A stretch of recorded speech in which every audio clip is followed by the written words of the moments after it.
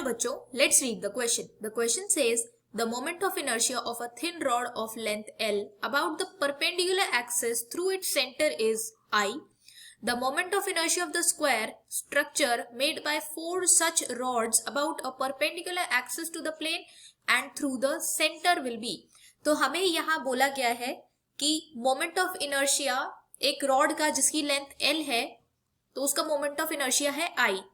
तो इस ऐसी 4 रॉड स्क्वायर की फॉर्म में रखी गई तो सेंटर से कितना मोमेंट ऑफ इनर्शिया पास करेगा ये हमारा क्वेश्चन है. तो ये 4 रॉड्स इस तरीके से रखी है. हमें इस पॉइंट पे निकालना है moment of inertia perpendicular to the plane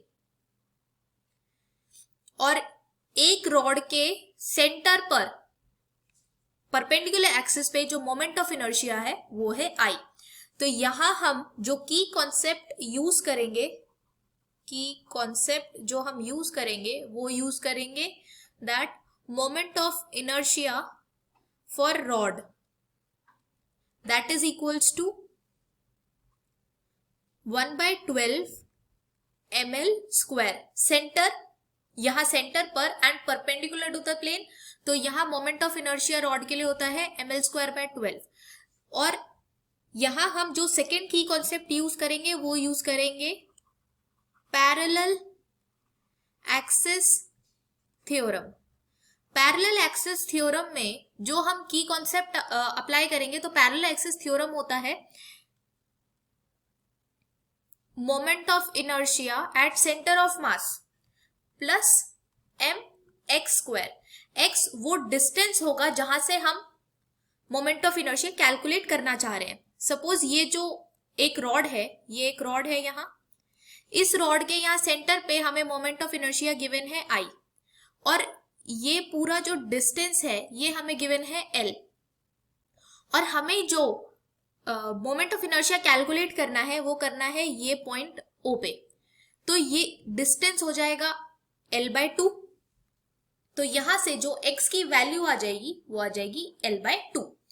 अब हम यहां मोमेंट ऑफ इनर्शिया अगर कैलकुलेट करें मोमेंट ऑफ इनर्शिया तो यहां हम लिख सकते हैं अगर यहां सेंटर पर वो मोमेंट ऑफ इनर्शिया है ml²/12 तो ये लिखेंगे प्लस x की वैल्यू है L/2 तो यहां हो जाएगा ml²/4.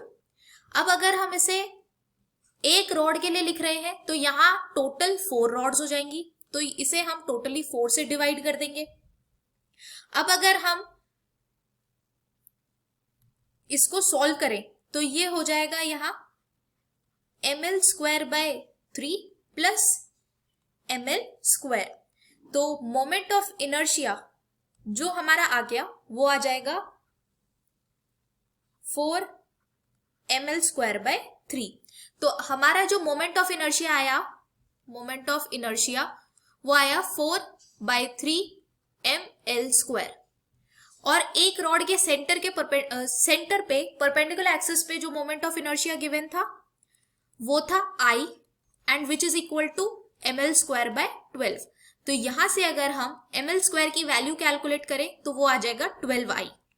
अब इस ml² की वैल्यू को हम यहां पुट करेंगे तो जो मोमेंट ऑफ इनर्शिया है हम उसे लिख सकते हैं 4/3 मल्टीप्लाइड बाय 12I. तो ये 3 एंड ये 4 तो जो मोमेंट ऑफ इनर्शिया हमारा आया वो आया 16I. तो 16I हमारा फाइनल आंसर है जो कि गिवन है ऑप्शन 4 में. तो हमारा जो करेक्ट ऑप्शन है वो है option 4 16I. I hope you understood this well. Thank you so much. All the best.